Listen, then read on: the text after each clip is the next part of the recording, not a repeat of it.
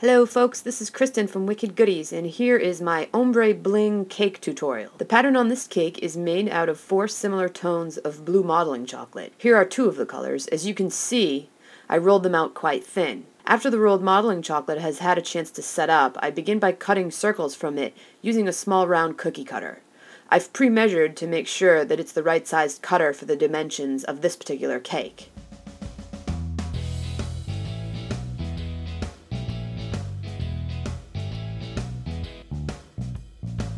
With a fairly thick royal icing, I begin piping a geometric flower-like pattern on each of the circles. It's a simple design that involves 2 figure 8s.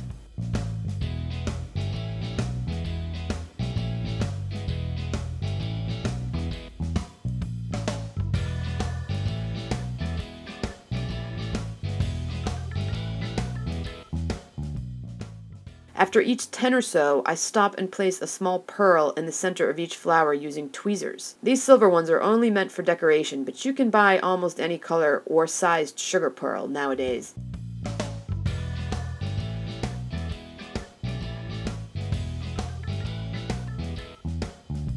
Place the decorations on cold frosted cake tiers, starting with the darkest color around the base. The modeling chocolate should stick to the buttercream without any trouble. If not, dab the backs with a little water.